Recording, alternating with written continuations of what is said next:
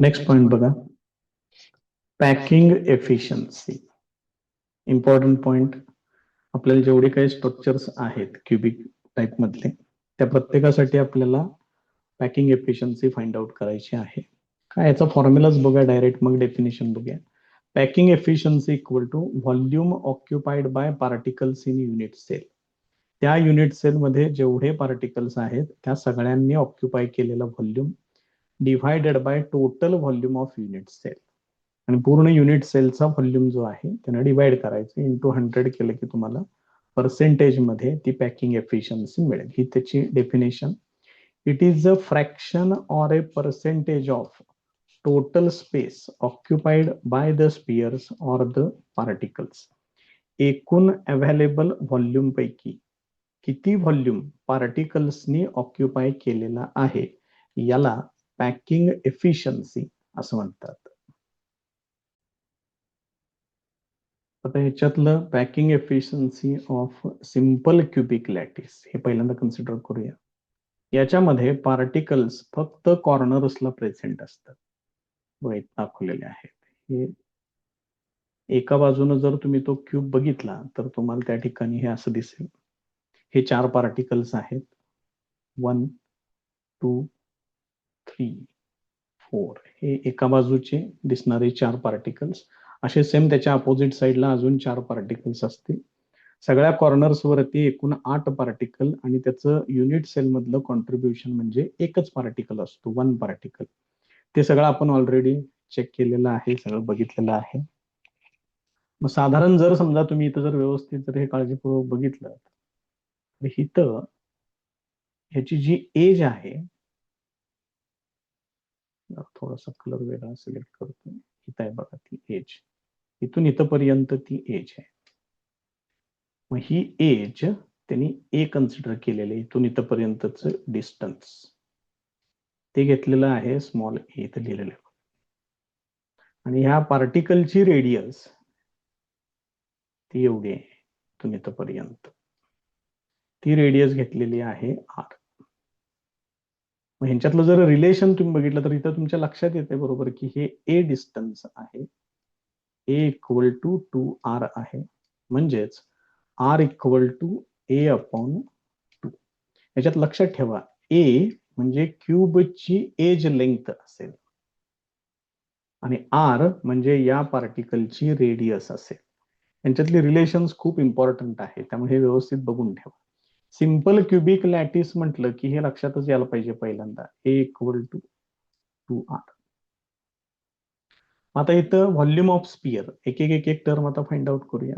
Volume of sphere, एका स्पियरचा volume. Formula तयार आहे माझ्याकडे, 4/3 पाय आर क्यूब. इम्पॉर्टंट फॉर्म्युला पाठ करून टाका. त्याच्यामध्ये आरच्या ठिकाणी हे a/2 वापरायचं आहे. पाहिजे असेल तर इथं आपण त्याला सिम्प्लिफाय करून दाखवूया. 4/3 पाय आरच्या ठिकाणी आहे a/2 त्याचा क्यूब. मग हे सोडवायचं आहे. 4/3 पाय ए क्यूब अपॉन 8 हे असेल. मग याच्यामध्ये याचं किरकोळ सिम्प्लिफिकेशन, 4 2 8, मग पाय ए क्यूब डिवायडेड बाय 6 येते, इथं मांडलेलं आहे. त्याचं सिम्प्लिफिकेशन पण करून दाखवलेलं आहे. त्याच्या पुढे जाऊयात आपण. मग एकूण पार्टिकल्स किती आहेत? सिंपल क्युबिक मध्ये फक्त एकच पार्टिकल असतो, त्यामुळे त्या पार्टिकलनं ऑक्युपाय केलेला व्हॉल्यूम तो एवढा असेल.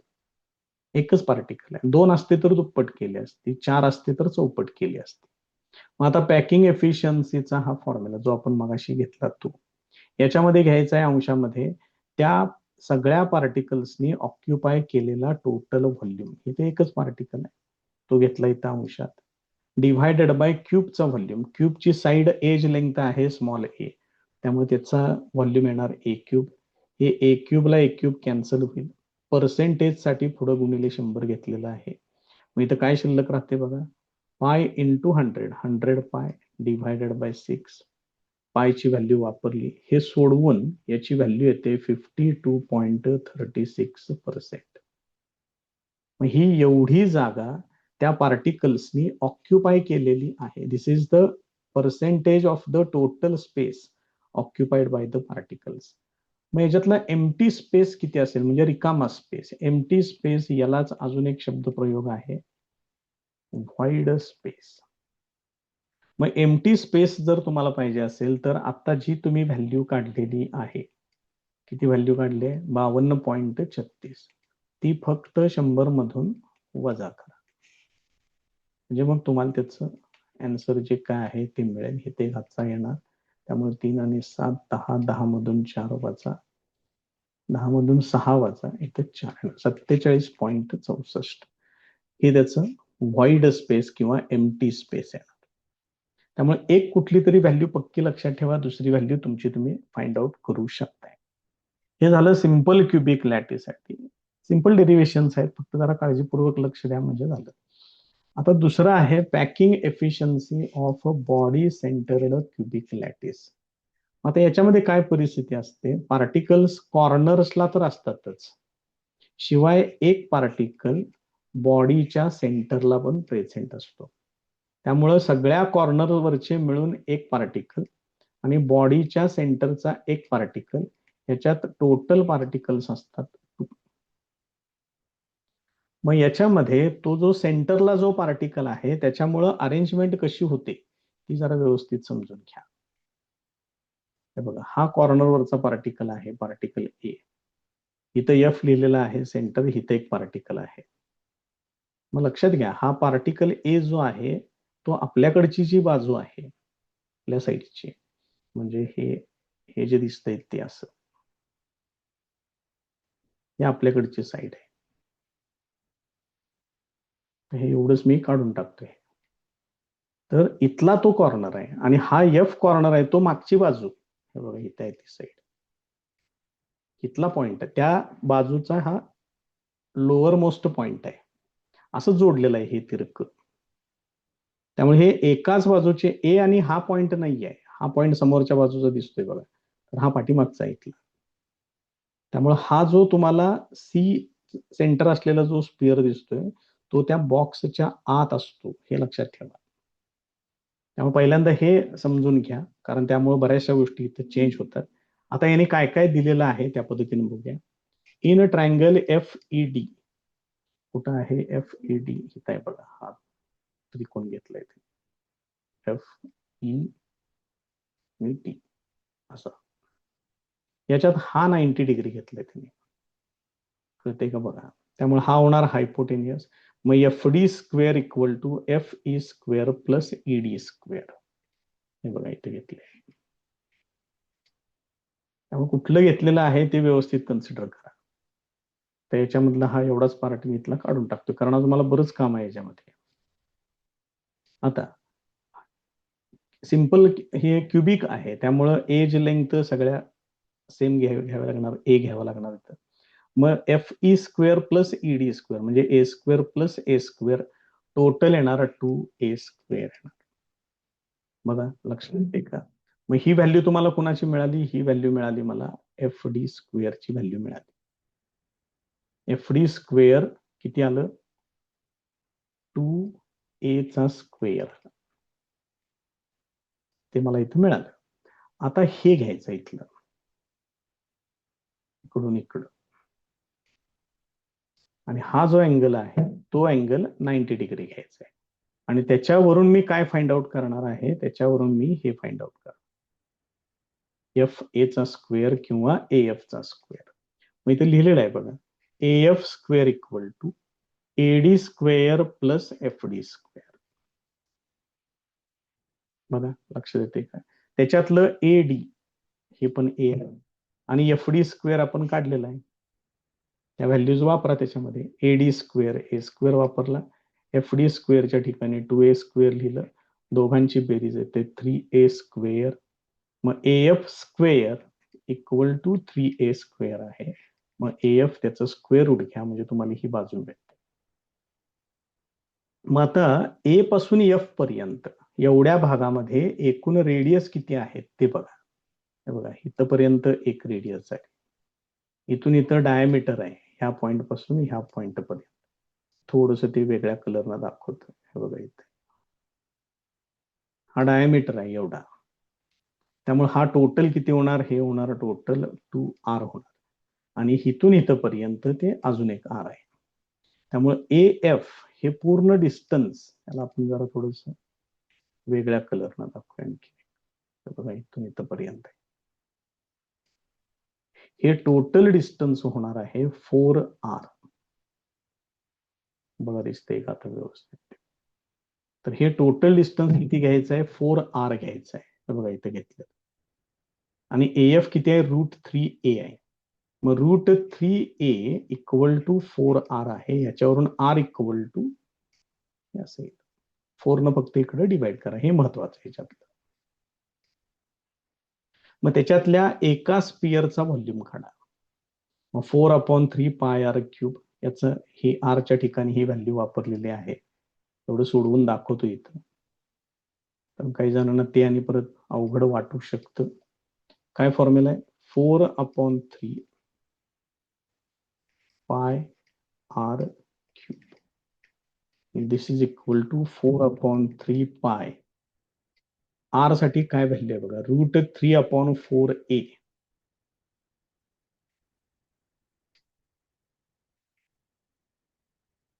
√3/4a आणि त्याचा क्यूब करायचा आहे.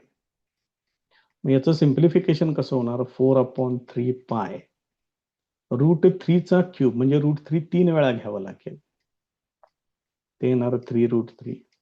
4चा क्यूब ते होणार 64 इंटू a³ हे असं येणार.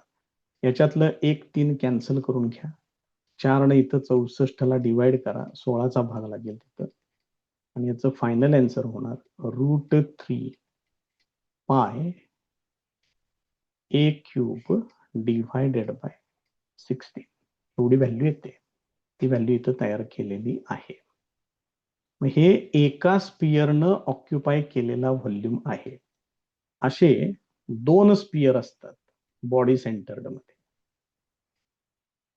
बघा इथे लिहिलेलं आहे, the BCC unit cell has 2 particles. एकूण 2 पार्टिकल्स आहेत.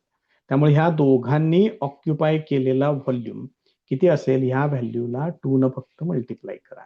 मग 2 ने इथं डिव्हाइड केलं, डिव्हायडेड बाय मध्ये 8 येणार. आता हे झाला टोटल व्हॉल्यूम. परत एकदा पॅकिंग एफिशियन्सीचा फॉर्म्युला लिहा. अंशात टोटल व्हॉल्यूम घ्यायचा आहे, तो एवढा आहे, √3π a³ डिव्हायडेड बाय 8, आणि त्यालाच परत a³ ने डिव्हाइड करायचं. इथे घेतले बघा छेद. पाहिजे असेल तर तुम्हाला इथं सेपरेट आणि मांडून दाखवतोय. √3π a³ डिव्हायडेड बाय 8 हा झाला सगळ्या पार्टिकल्सचा व्हॉल्यूम, आणि परत त्या क्यूबचा व्हॉल्यूम तो a³ येणार. मग ह्याच्यातलं a³ ला a³ कॅन्सल होईल, आणि हे जे काही शिल्लक राहते बाकी सगळ्या व्हॅल्यूज वापरून घ्या, इंटू 100 केलं की त्याची व्हॅल्यू येते 68%. तर टोटल व्हॉल्यूमच्या 68% व्हॉल्यूम हा पार्टिकल्सनी ऑक्युपाय केलेला असतो, आणि उरलेलं 32% हे रिकाम असतं, एम्प्टी स्पेस किंवा व्हॉइड व्हॉल्यूम असतो. ह्या व्हॅल्यूज सगळ्या लक्षात ठेवा, तयार पाहिजेत ह्या सगळ्या व्हॅल्यूज आपल्याकडे. त्याच्यातला पुढचा प्रकार, packing efficiency of A face centred cubic lattice or CCP or HCP lattice. Face centred cubic म्हणजेच तुम्ही CCP पण घेऊ शकताय, एवढं लक्षात ठेवा. आता फेस सेंटर्ड मध्ये काय परिस्थिती असते ती बघूया आपण. पार्टिकल्स कॉर्नरला प्रेझेंट असतातच, शिवाय सरफेसच्या सेंटरला सुद्धा पार्टिकल प्रेझेंट असतो. त्यामुळे त्याच्यामध्ये काळजीपूर्वक बघा, हा A आणि C हे आपल्या बाजूला जे ABCD हा जो स्क्वेअर आहे क्यूबचा एक सरफेस, त्या एकाच सरफेसवरचे हे 2 पॉइंट्स आहेत, आणि त्यांच्या सेंटरला एक एक पार्टिकल ठेवलेला आहे A आणि C च्या ठिकाणी, आणि या दोघांना टच करणारा हा मध्ये एक पार्टिकल आहे. म्हणजे एकूण इथं 3 पार्टिकल असतील. आता जर आपण रेडियस जर लिहायची म्हटली तर इथे एक रेडियस येणार, इथं अजून एक रेडियस, इथे एक रेडियस, आणि इथे एक रेडियस. एकूण 4 टाइम्स आर येणार इथं, ते लक्षात ठेवा, हे महत्वाचं त्याच्यातलं.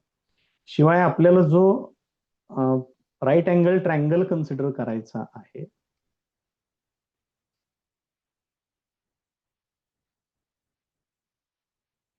तो कन्सिडर करायचा आहे. हा आहे तो ADC.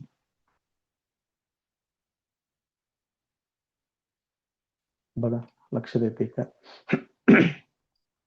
मग याच्यामध्ये triangle ABC is a right angle triangle सांगितलंय. Angle ABC 90 degree. अँगल इथं सगळं नावामध्ये गोंधळ आहे बघा सर. इथं अँगल ADC पाहिजे. किंवा एक काम करूया सर, आपण इथं बदल करत बसण्यापेक्षा आपण डायग्राम मध्ये सरळ चेंज करून टाकू. इथल्या ऐवजी इथं आपण त्याला बी करून घेऊ. सगळ्यात सोपं काम. आता कुठे याच्यामध्ये काही बदल करावं लागणार नाही. हा जर 90 डिग्री असेल तर AC square equal to AB square plus BC square येणार. ते घेतले तर त्याच्यातलं AB आणि BC हे A आहेत, त्यामुळे A square plus A square equal to 2A square येणार. मग त्याच्यावरून त्याचं स्क्वेअर रूट घ्या, ही व्हॅल्यू येईल. मग या AC मध्ये एकूण 4R आहेत, त्यामुळे AC इक्वल टू 4R पण येते. मग ACच्या दोन व्हॅल्यूज माझ्याकडे तयार आहेत, त्या दोन्हीला इक्वेट करा. त्याच्यावरून R इक्वल टू ही व्हॅल्यू येते. प्रत्येक ठिकाणी येणारं R आणि A मधलं रिलेशन फक्त लक्षात ठेवा. आता हा एका पार्टिकलची, एका स्पिअरची रेडियस आपण फाइंड आउट केलेली आहे. त्याच्यावरून एका पार्टिकलचा व्हॉल्यूम काढावा लागेल. आपल्याकडे फॉर्म्युला काय आहे व्हॉल्यूम साठी? 4/3 पाय R क्यूब. इथं सोडवते त्याला मी. मग रेडियस किती आहे बघा त्याची? 4/3 पाय. R आहे A/2√2 आणि त्याचा क्यूब आहे. मग हे काय काय होणार? 4/3 पाय A क्यूब डिव्हायडेड बाय, हे किती होणार बघा? 2 चा क्यूब म्हणजे इथे येणार 8 आणि √2 चा क्यूब म्हणजे त्याचं येणार 2√2 येणार. तर थोडस दिसत नाहीये व्यवस्थित, मी आणखी एकदा इथं करून घेते काम. त्याचं काय थोडस एखाद दुसरा मिनिट एक्स्ट्रा जाईल फक्त, त्याच्यापेक्षा जास्त काय होत नाही. 4/3 पाय R क्यूब, त्यातलं 4/3 पाय तसंच. R च्या ठिकाणी येणार A/2√2 त्याचा क्यूब. मग याचं सिम्प्लिफिकेशन करून घ्या. येणार A क्यूब, 2 चा क्यूब येणार 8, √2 चा क्यूब येणार 2√2. आता याच्यामधलं सिम्प्लिफिकेशन होणार 4×2 8. हे टोटल किती होते बघा, त्यांनी कसं दिलेलं आहे ते बघूया. त्याच्यात पाय A क्यूब आणि 12 इंटू √2. बघा बरं याचं तेवढंच होतंय का? पाय A क्यूब अंशात येणार, डिव्हायडेड बाय मध्ये 3 इंटू 2 6, 6 इंटू 2 12, 12√2 हे असेल. हे झालं एका पार्टिकलचा व्हॉल्यूम झाला, जो इथं त्यांनी काढून दाखवलेला आहे. तोच आपण आता इथं प्रूव्ह केला. ही व्हॅल्यू आहे ती. आता एकूण पार्टिकल्स किती आहेत? एकूण पार्टिकल्स आहेत 4. त्यामुळे सगळ्या 4ही पार्टिकल्सचा मिळून व्हॉल्यूम काय येईल? याला 4 न मल्टिप्लाय करायचं. याला 4 न मल्टिप्लाय केले की इथं किरकोळ भागाकार 4 न भागाला गेले 3 येणार तेवढं फक्त. बाकीचं व्हॉल्यूम एवढा येईल. हा आहे त्या सगळ्या पार्टिकल्सनी ऑक्युपाय केलेला व्हॉल्यूम, तो एवढा आहे. आणि क्यूबचा व्हॉल्यूम किती येणार? A cube. त्याने याला डिव्हाइड करायचं आणि गुणिले 100 करायचं म्हणजे आन्सर मिळतं तिथं. बघा आता इथं, आता याच्यामध्ये त्याच व्हॅल्यूज वापरायच्या आहेत, फक्त इथे एक्स्ट्राचं छेदामध्ये A क्यूब तेवढं आलेलं आहे टोटल व्हॉल्यूमसाठी. मग ही व्हॅल्यू आपण मगाशी काढली. ह्याच्यातलं A क्यूबला A क्यूब कॅन्सल होईल. पायची व्हॅल्यू वापरा 3.142, √2 ची व्हॅल्यू घ्या 1.414 आणि हे सोडवलं की 74% पॅकिंग एफिशियन्सी येते. त्यामुळे ह्या तीनही प्रकारामध्ये पॅकिंग एफिशियन्सी 74% आहे. 100 मधून हे वजा करा, 26% हे व्हॉइड किंवा एम्प्टी स्पेस आहे. आता काय केलंय, पुढे एक टेबल दिले. आता या टेबलमध्ये सगळ्या प्रकारच्या आता जे आपण टाइप्स बघितले त्या प्रत्येकाचं हे सिंपल क्युबिक घ्या, इथं body centre, FCC, HCP, CCP काही घेतलं तरी चालेल. त्यांच्यात काय केलंय, पहिल्यांदा ए आणि आर मधलं रिलेशन हे सगळं आपण तयार करून इथं पुढे आलोय आपण. त्यानंतर पार्टिकलचे व्हॉल्यूम ते सगळे फाइंड आउट केलेले आहे. हे एका पार्टिकलचा व्हॉल्यूम आहे आणि सगळ्या पार्टिकल्सनी मिळून किती व्हॉल्यूम ऑक्युपाय केला याच्या व्हॅल्यूज पुढे आहेत. त्यामुळे हे जे काय आता आपण पूर्ण केलंय त्याच आहे हे सगळं, फक्त थोडक्यात त्यांनी एकाच टेबलमध्ये तयार करून दिले. हे तुम्हाला सीईटीला पाठच पाहिजे, त्याच्यावरती क्वेश्चन्स भरपूर विचारले जातात आणि सिंपल क्वेश्चन्स असतात, त्यामुळे हे तुम्हाला पाठ करावं लागेल. मग इथं त्यांनी काय सांगितलंय, FCC, CCP, HCP lattice has the most efficient packing.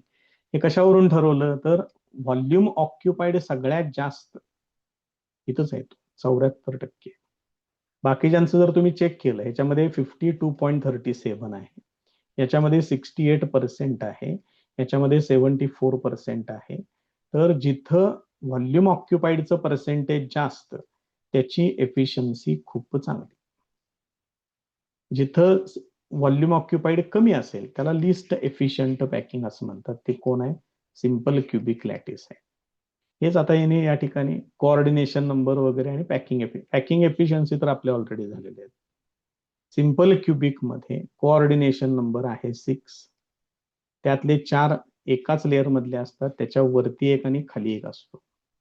BCC मध्ये 8 आहे, 4 in 1 layer below and 4 in layer above. आणि FCC, CCP, HCP मध्ये कोऑर्डिनेशन नंबर 12 आहे. त्याच्या लेयर मधले 6 असतात, वरच्या लेयर मध्ये 3 आणि खालच्या लेयर मध्ये 3. ते आपण सुरुवातीला ज्या डायग्राम्स वगैरे बघितल्या त्याच्यामध्ये हे कोऑर्डिनेशन नंबर आपण डिटेलमध्ये बघितलेले आहेत. आणखी एकदा ते चेक करून घ्या, हे सुद्धा पाठ करून ठेवा. सगळं इम्पॉर्टंट आहे, सीईटीच्या दृष्टीनं फार महत्वाचं आहे. नेक्स्ट पॉइंट बघा, number of particles and number of unit cells in X gram of metallic crystal. त्यावरती MCQ वगैरे प्रॉब्लेम येऊ शकतात. तर तुम्हाला एखाद्या मेटॅलिक क्रिस्टलचं वेट दिलं जाईल, मास सांगितलं जाईल आणि त्याच्यामध्ये पार्टिकल्स किती असतील आणि नंबर ऑफ युनिट सेल्स किती असतील हे तुम्हाला विचारलं जाईल. याच्यासाठी आपल्याकडे बेसिक हा जो फॉर्म्युला आहे डेन्सिटीचा, रो इक्वल टू, जो आपण आधीच ऑलरेडी पूर्ण केलेला आहे, तो महत्वाचा आहे याच्यातला. याच्यावरून मोलर मास काढून घेतलेला आहे, कॅपिटल M इक्वल टू. ते काय तुम्ही इथल्या इथे ऍडजस्ट करू शकताय, हे ऑलरेडी डेरिवेशन याचं आपण पूर्ण केलेलं आहे. आता याच्यामधला पुढचा पॉइंट जो आहे तो आहे नंबर ऑफ पार्टिकल्स पहिल्यांदा घेतलेला आहे, नंतर नंबर ऑफ युनिट सेल्स घेतलेला आहे. मग मोलर मास, कॅपिटल M इतकं मोलर मास असेल तर नंबर ऑफ पार्टिकल्स असतात NA. थोडक्यात हे असं मांडून घ्या.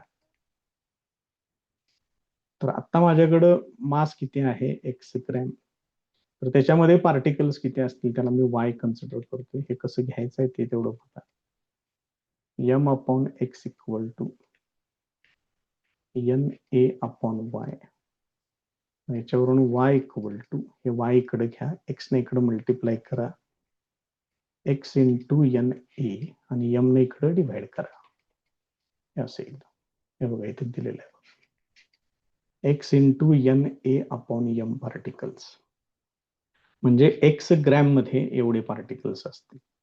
त्याच्यासाठी हे कसं मांडायचं आहे ते जरा तेवढं फक्त व्यवस्थित बघून घ्या. आता इथले हे काढून टाकतोय, अजून बाकीचं काम आहे इथं. मग एवढे पार्टिकल्स मला या ठिकाणी मिळालेले आहेत. मग या फॉर्म्युल्यामध्ये हा जो M चा फॉर्म्युला आहे, M इक्वल टू, ही व्हॅल्यू इथं फक्त वापरायची या M च्या ठिकाणी. मग इथं काय बघा बरं, X इंटू NA आहे आणि डिव्हायडेड बाय M आहे, त्या ठिकाणी हे वापरायचं. मग हे कसं येईल, रो इंटू, डायरेक्ट तेवढंच आहे तिथं छेदामध्ये, A cube N A upon N हे असेल. याच्यामधलं एन ए तेवढं कॅन्सल होईल, हे एन जाईल वरती, त्यामुळे इथे येणार N into X upon rho into A cube. तेच आहे बघा इथं. त्यामुळे फक्त बेसिक समजून घ्या की एम ग्रॅम मध्ये एन ए पार्टिकल्स असतात, तर एक्स ग्रॅम मध्ये किती असतील, आणि ते जी काही व्हॅल्यू येते त्याच्यामध्ये एमचा हा फॉर्म्युला फक्त वापरा, तुम्हाला त्याचं आन्सर मिळते. आता पुढचा पॉइंट आहे नंबर ऑफ युनिट सेल्स. आता त्याचं एक एक्झाम्पल साधं बघून घ्या. समजा माझ्याकडं 100 पार्टिकल्स आहेत आणि एका युनिट सेलमध्ये 2 पार्टिकल्स असतात. 2 particles, 2 particles in 1 unit cell. मग एकूण युनिट सेल किती असतील, तर ह्या 100ला ह्या 2 फक्त डिवाइड करायचं, तेवढे युनिट सेल्स मिळतील मला. 50 युनिट सेल मिळतील. एका युनिट सेलमध्ये 2 पार्टिकल, 50 गुणिले 2 केलं की 100 पार्टिकल्स मिळतील. तसं इथं माझ्याकडे नंबर ऑफ पार्टिकल्स तयार आहेत, आणि मी जर कन्सिडर केलं की एका युनिट सेलमध्ये एन पार्टिकल्स आहेत, तर नंबर ऑफ युनिट सेल्स किती येतील, या संख्येला, या टर्मला 1 अपॉन एन फक्त मल्टिप्लाय करा, म्हणजे तुम्हाला नंबर ऑफ युनिट सेल्स मिळतील. याच्यातलं हे एन कॅन्सल होईल आणि हा त्याचा फायनल फॉर्म्युला शिल्लक राहील. एवढे नंबर ऑफ युनिट सेल्स त्या ठिकाणी असतील. हे एकदम सिंपल आहे, फक्त व्यवस्थित अंडरस्टँड करून त्याला तयार करून ठेवा.